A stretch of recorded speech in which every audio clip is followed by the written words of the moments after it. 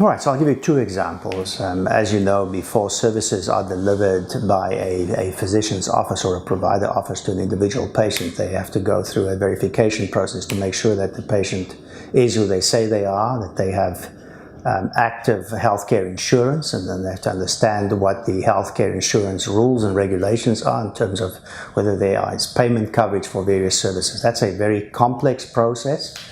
The current systems in place really require individual persons to make phone calls to multiple stakeholders, including the health insurance plan, to verify credentials that should be available to all without these phone calls. So this is requiring inordinate amounts of manpower. It's very expensive, it's time consuming, nobody's satisfied with the process. So if we can have, through a blockchain technology like we have, a patient verification card, an eligibility card that contains all these information, it's tested in real time, so that the only piece that the humans or the office have to verify is the fact that they have an active card, that the technology takes care of all these other processes that are normally occurring. Then that means we not only have we reduced the cost of that initial interaction, but we have a more satisfied patient. We can do it much quicker, and we can get onto the real business's hand, which is to serve the healthcare needs of the patient and making sure that we maximize the time between the patient, the physician, and the care team. So that's one example. The other example is payments. In this industry, when you've gone through all the administrative processes to verify that the patient is in fact an eligible member with current insurance, that the insurance is accepted by the payer and by the provider, and that there's coverage for the procedure. And once you've done all that and you deliver the services, there's a whole complicated administrative process that the provider office has to go through in the back office to send a bill, codes and various things to the payer. And then there is a hope that they will be paid based on what they knew of the patient at that time, sometime down the road, which may be weeks to months down the road. And all that delay in payment when the service has already been delivered is not a standard of practice in any other service-related industry.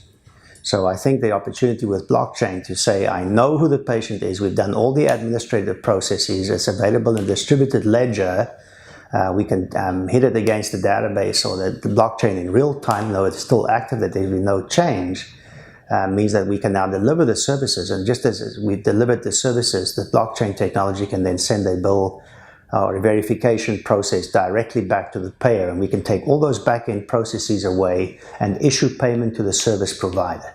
This means that the clinician or the health system is paid for the delivery of services within a timely manner, which has a huge impact on revenue, profitability, and patient-provider satisfaction.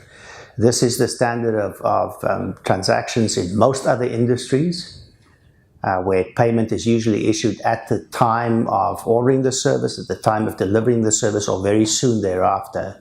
And we're living within healthcare with a legacy system where payment may be issued dependent on a number of processes up to 3 months after the service was delivered.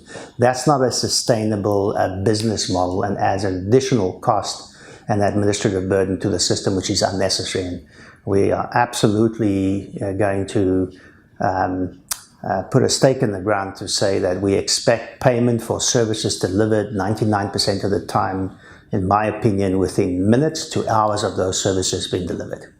And we can do that automation, verification, and audit trail very nicely through blockchain. So those are two examples of getting paid when you deliver the services and reducing the administrative load on each physician's office when they have to verify information that is currently being held in a silo instead of being distributed across the network so that everybody knows. And I think a great example of that would be the ATMs where people can draw money across the world through a distributed ledger system, essentially, where there is trusted relationships that are well known, and based on that trusted relationship you can draw money all over the world if you have the necessary funds in your own. So we want to adopt that kind of rapid payment model that's accurate, auditable, and there's a very good track record around that.